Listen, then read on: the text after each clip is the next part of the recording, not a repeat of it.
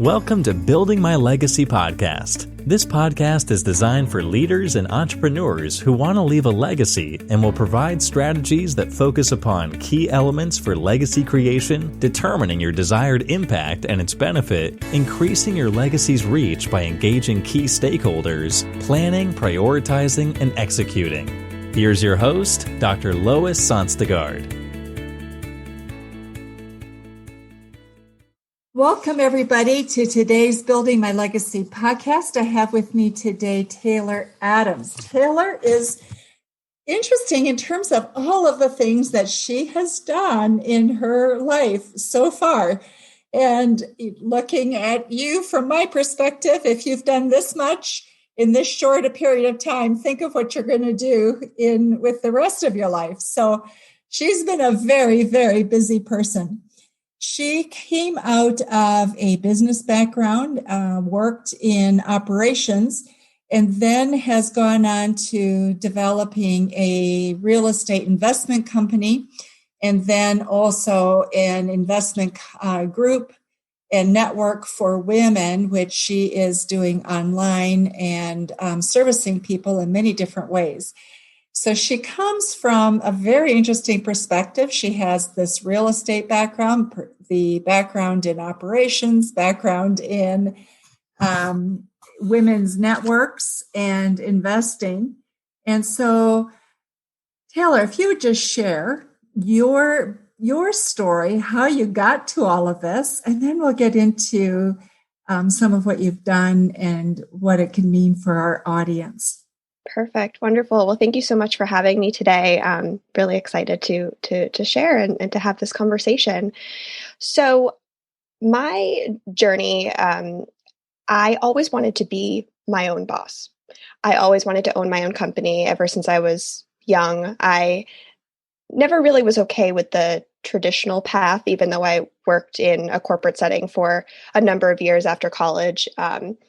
So my career path took a little bit of a turn. I was working in higher education for a number of years, launching campuses across North America and Europe, and I loved it. It was so much fun interacting with students, creating programming, really taking businesses, small businesses, I guess you could say, to the next level. And so that was where my passion really grew. But there was something missing in that I wanted to be able to have more control over the work that I was doing and what I was putting out. So my husband and I had started a few different small companies over the beginning of the 2000s. He's a software engineer, so we were like, let's make an app, let's make let's do something with technology. But that wasn't really our passion. And so we kind of stumbled into real estate, and we didn't realize that it was necessarily something that we would be interested in. We purchased our first home, and it was a multifamily. And the thinking was, well, we'll buy a 2-family property, we'll live in one unit, and then we'll rent out the other portion of the house and have the tenant pay a portion of our mortgage. And we didn't realize that was real estate investing at the time. And it kind of snowballed from there. So we started with our what's called a house hack, and then moved into accumulating properties. And we really found, wow, this is really fun. This is a really neat thing to do. And it's a way to actually give back to the community, because if you're buying a bunch of properties in areas that are not super great, maybe the other landlords or the city itself is not taking care of that community, you can use the money that you're receiving to actually give back into that community. So that covered a lot of different things that we were very interested in, always very interested in giving back to our community. So I reconnected with a former college friend of mine, and we were both in investing, and we realized there was really nowhere for us to go with our focus in community, with our focus in entrepreneurship. And we decided that, why don't we just create that community? So out of that was born this community called the Women's Investment Network. And this all happened right before the pandemic. And once the pandemic hit, we were like, oh my goodness, people really need a platform to go to. They really need to be able to connect with one another.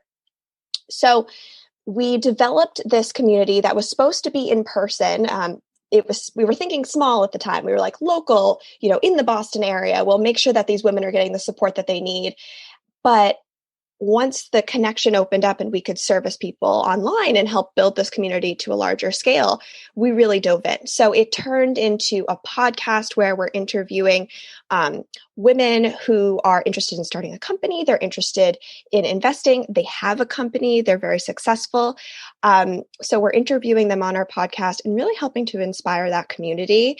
And then in addition, we are building programming coming from my higher education background, and my co-founder, she is also an educator. So that's just all up our alley. We are really excited to be able to offer that and to really celebrate and inspire other people. So as of now, that's where we are. We're really building and leaning into that support and helping others to find the passion and the fun that we've been able to find in our own work.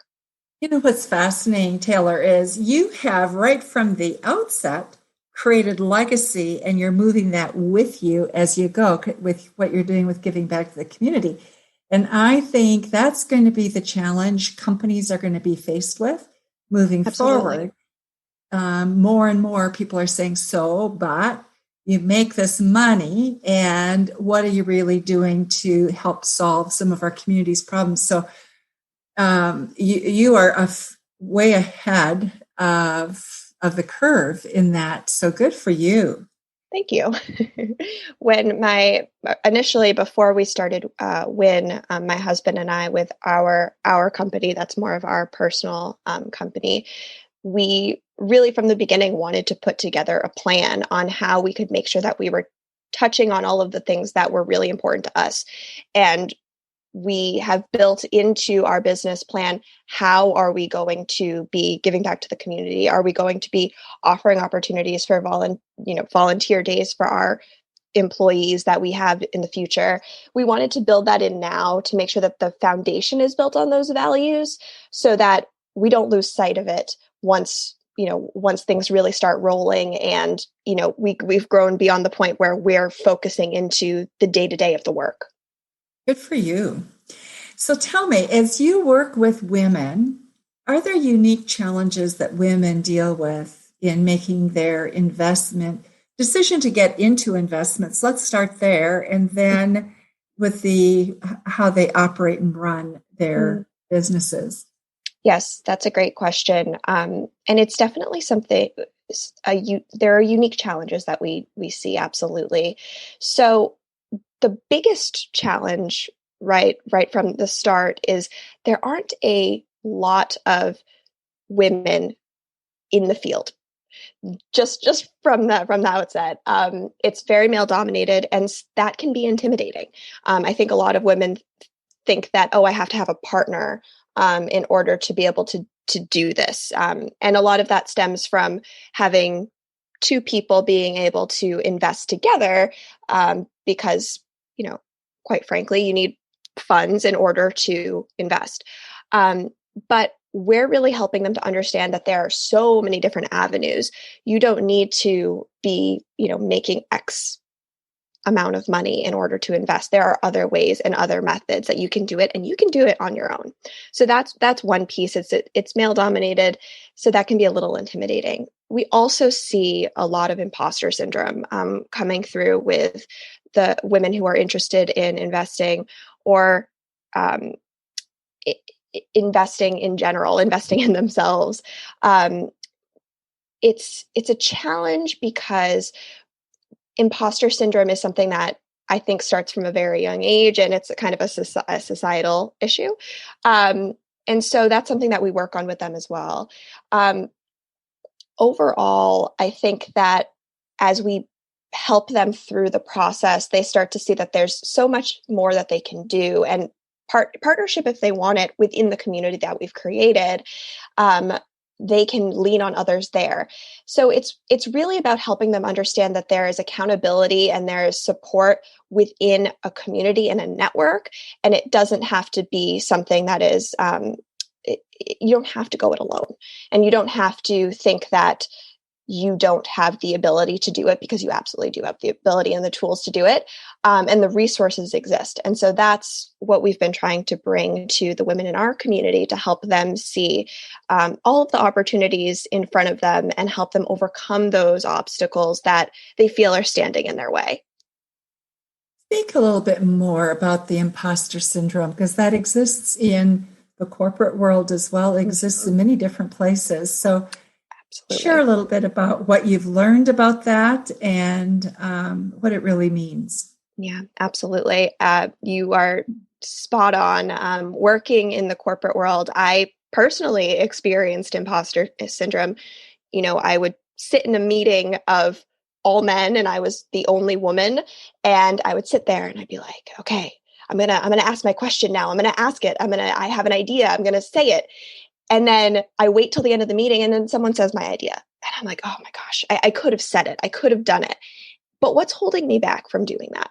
So what I've learned from imposter syndrome is that it's something that we're creating within ourselves. So imposter syndrome really is believing that you aren't qualified, you aren't enough, you aren't as experienced as other people, and so therefore you can't speak on or do something that someone else is doing. And at the end of the day, that's simply not true. Some people are just better at faking it than others. That is true too. So it's very common that what you'll actually do is you'll undersell yourself. The person who is speaking up in a meeting or doing a particular thing, they may also have the same fear that you have, but they're more comfortable with being uncomfortable. So to overcome that imposter syndrome, you have to just realize where I am is exactly where I need to be. So whatever expertise or skills that I'm bringing to the table, those are the ones that got me to the table in the first place. And so if I am there, I am ready to speak, and it's going to be uncomfortable. And sometimes we're going to be wrong, but that's okay. You need to just be comfortable with being uncomfortable. And eventually that gets easier. You will start getting into situations that are more challenging, and you'll look back and you'll say, oh my gosh, 5 years ago, I would have never spoken up, or I would have never done this thing because I didn't believe that I was qualified enough to do it. But it really is something that builds, but it's something that we never stop working on. So what are the skills that women bring uniquely that make them have the potential? In some ways, I think women have the intuition that can make them more successful. But what is it that you have found that women bring to the investment table? Yeah. So I actually think that I think that what women bring is actually what we think that we're not bringing. So by holding back and being like, oh my gosh, I don't know if I have this experience, you've actually done all of the background work. Women are overly prepared before they're taking action. So by the time you're ready to take action, you have so much more knowledge than many other people who have been in your position before. So I think that's one big thing, is that we tend to over prepare and so that we can deliver the way that we want to deliver. So I think that's a big one. I think the other big thing is what we found in our community is there's a big focus on mindset and focusing on shaping your mindset to align with a why. And I think that women are very focused on that why. Why am I doing this? What is the ultimate reason? And money in and itself can't just be your ultimate why. Of course, it's a part of it, but is your why that you want to be able to have more time to spend with your family, or more time to travel, or more time to focus on whatever your passions are. And I think because they come from a place of focusing on that mindset and focusing on that that piece that's a little bit more personal, I think when they bring that to investing, when they bring that to a business, it gives a different perspective. And diverse perspectives and experiences are so important coming to any new venture, whether that be investing or business. And so I think those are some of the skills and different attributes that I see women coming to the community with. So as women move into investment, what's the biggest mistake they could make, do you think? Waiting too long. So like I said, women we've seen in our community specifically, women wait forever to get started. They're like, I'm going to be so prepared by the time I get there. But by the time they get there, they've waited, they've waited. I always say the longer you wait, the longer you wait. The longer you wait to do something, the longer you wait to see results. So if you're waiting 10 years to get extra prepared in order to be able to execute, someone else in those 10 years is going to have already accomplished what you wanted to do. And once you're actually in that position, you're going to look back at your past self and you're going to say, oh my gosh, why didn't I start sooner? And I know with our podcast guests that we have, that's often what they will say to us is, why didn't I start sooner? Why did I wait so long? And it's just because we tend to second guess ourselves. So don't second guess yourself. Just start from where you are now, because you'll look back and want to have started sooner, even sooner than you did. So for what you do with women in investment, is there a need to have access to capital? And what's their experience with that? It's a great question. So it's a mix. So there are ways to invest with little or no money down. There are ways to do it. And I think that providing that education is one of the big things that we focus on. Is you don't need to wait until you have hundreds of thousands of dollars before you can start actually moving into investing or starting a company or whatnot. There are ways to do it for smaller amounts of money. So, for instance, I can give an example of a house hack, which is what my husband and I started with, is a way to invest with little money down. So 3.5% down on a property and potentially live for free. And then you can be saving to get your next property. So that's just a way you can do it for little money down. If you're a veteran, you could get a VA loan and zero money down. You could invest other people's money, and that's a way you could do it with no money down. So I think that the access to capital is definitely something that holds people back. There are different approaches when it comes to building that capital and finding access to it, and finding a mentor and finding someone to work with is a big piece of what can get you to that next level. So we really work hard to make sure that we're connecting people with people who are experienced so that they can learn from someone who maybe is just 10% ahead of where they are. And that'll give them the confidence to move forward and maybe invest someone else's money so they can take the burden off of that person, because there's some people who just don't want to actually be in the day-to-day of investing. They would prefer someone else handle that. And if you are the type of person who is really organized and really excited about doing that, you can absolutely help them and help yourself at the same time. So for you, Taylor, as you have been on this journey, what for you have been some of your biggest learnings? Yes. So some of my biggest learnings have been the best laid plans don't always work out.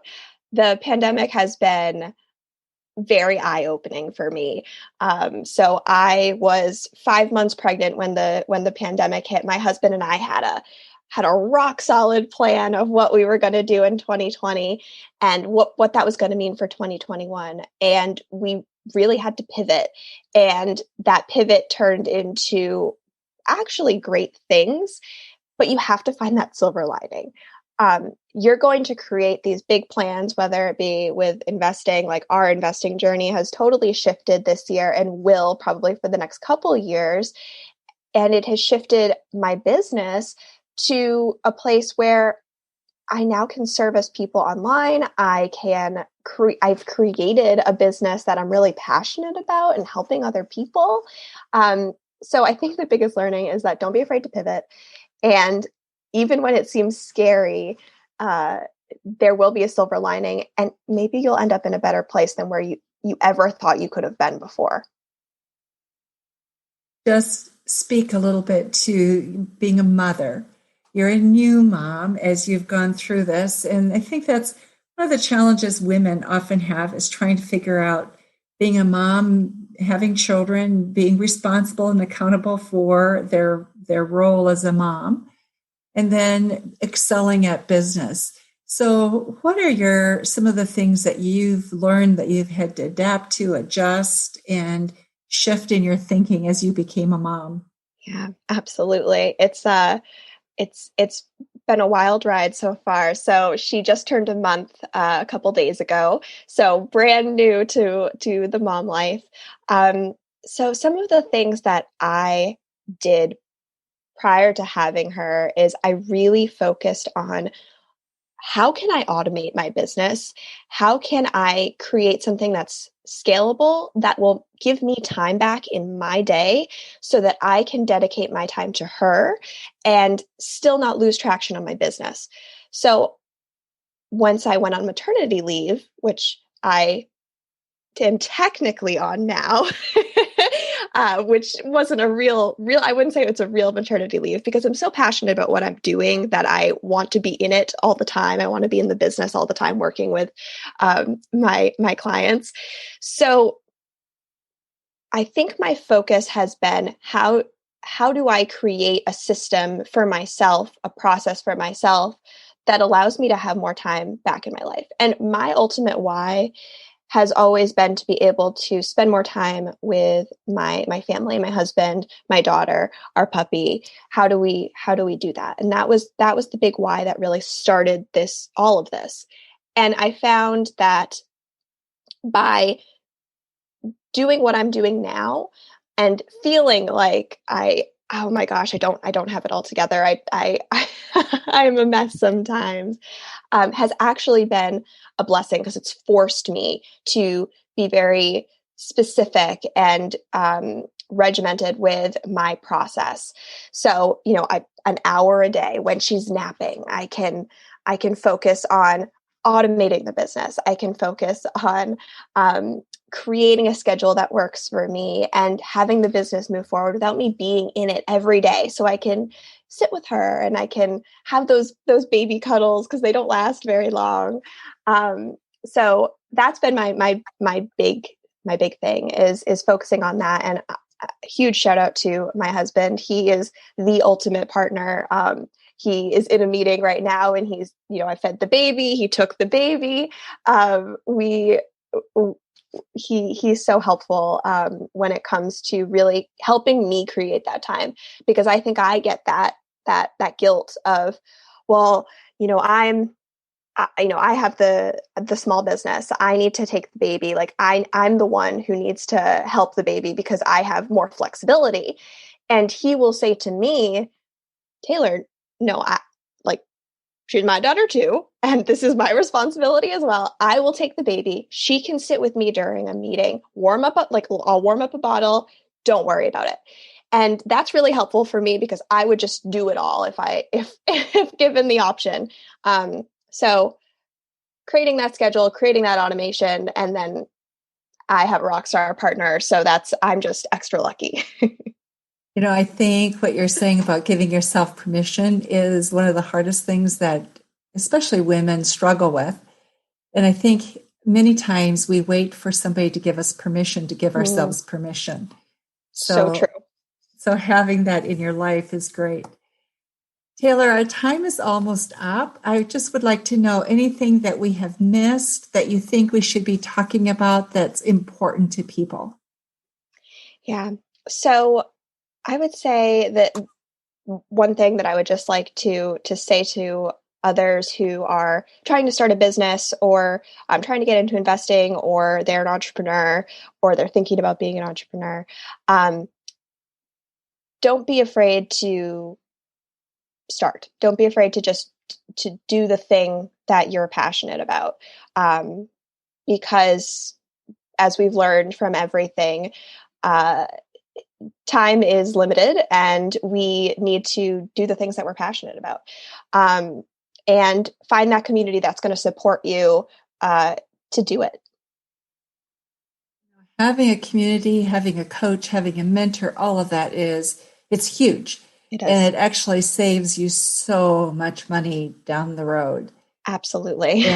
But it's a hard one to learn because early on you count every penny and you think, no, not now. But now is when you really need it. Absolutely. It's so true. That was one of the reasons that we started our program. We were like, we've gathered all this knowledge. We've done the years of research and work. Let's put it all in one place so that people can access it and they don't have to go searching for all these different resources that we've put together already for them. So you're dead on. It's so important to just invest the money in doing that education, because someone is literally laying it out for you. They're going to help you get to that next level. Taylor, thank you so much for being with us today on Building My Legacy podcast. And I appreciate your perspective on how you pull it together as a new mom, as a woman who's looking at investment, who's really also looking at how do we take our companies and be fully responsible by giving back. So thank you so much for sharing all of that with us. It's been a pleasure. Thank you. You've been listening to Building My Legacy podcast with Dr. Lois Sonstegard. To book your appointment with Dr. Sonstegard, visit www.buildtomorrow.com.